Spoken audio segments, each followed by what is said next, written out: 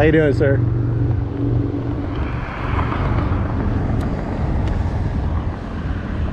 How you doing?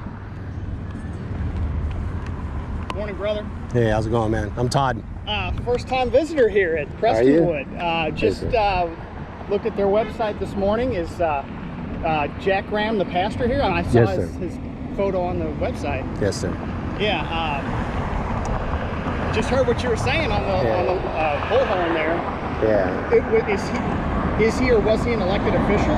No, but House Representative Jeff Leach, that guy right there, he sat on the committee. He's a committee chair for the group that actually heard House Bill 896, and he killed it. And he quotes his pastor as saying that his pastor is against making abortion a crime.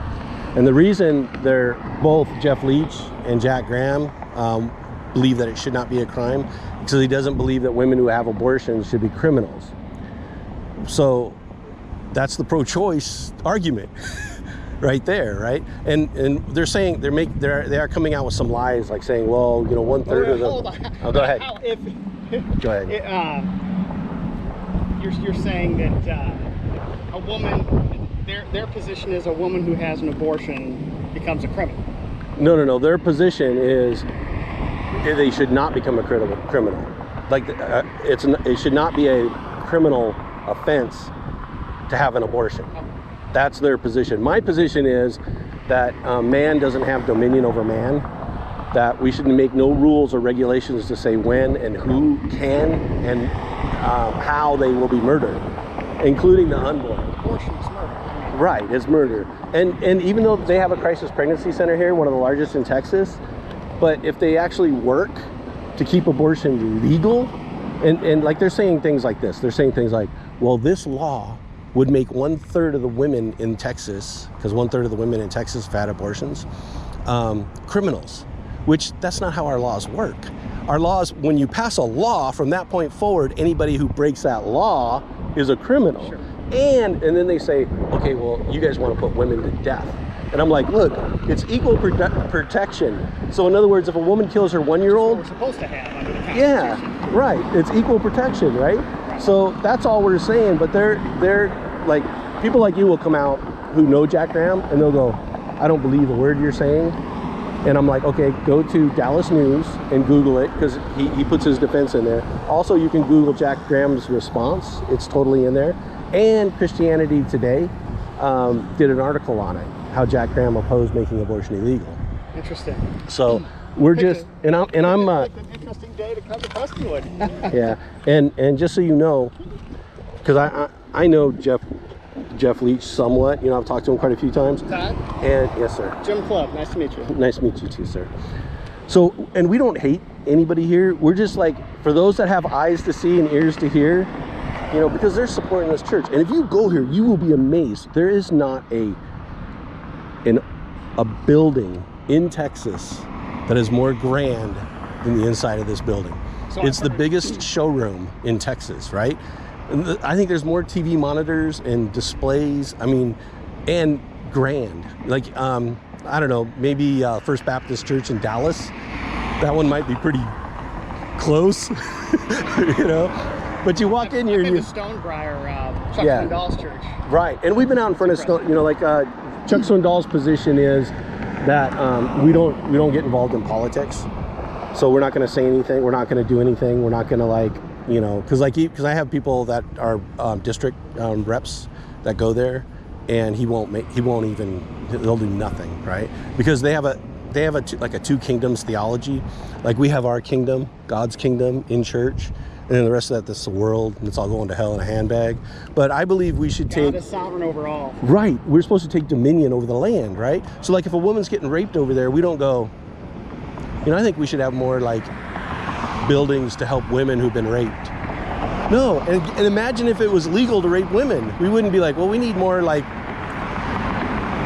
you know, like, care for women. No, we'd make it illegal, right? Exactly. So that's the only reason. And like I said, I mean, I do believe there's a lot of false converts in the world, you know, false converts to Christianity.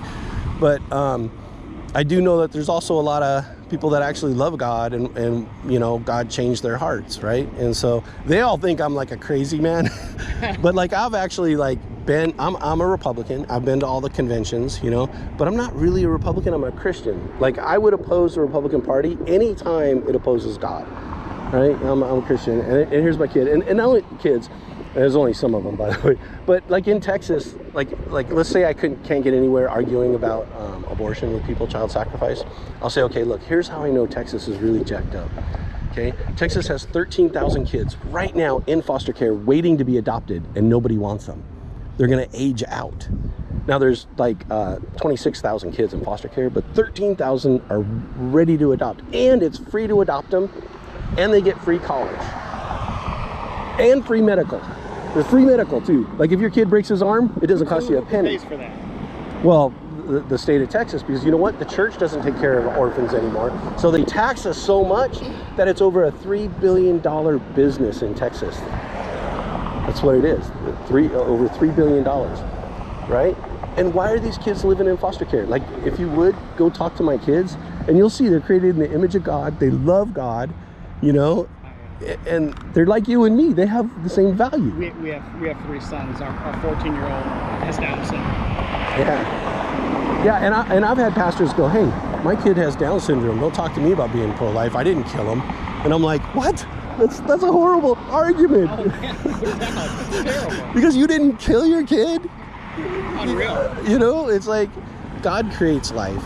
You know, so anyway. 26,000. 13,000 ready to adopt. Yeah, ready to adopt. The parents have no rights whatsoever. So we adopted 3 Spanish kids and then 3 white Aryan skinhead kids. So when they got together, I had to teach them that, look, black people are created in the image of God. They're just like you and me. They have the same value as God, you know?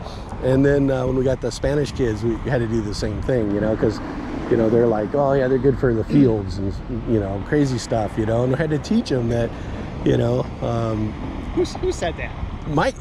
One of my sons. Oh. One of my sons. You know, it's weird but the point is that a church like this could actually adopt all 13,000. Just this one. You know, and you know we have over 70,000 pastors in Texas.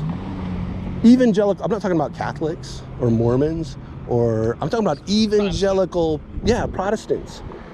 You know, how could we have 70,000 if just the pastors started acting like Christians, abortion would be illegal and there would be no orphans. And what's true and undefiled religion?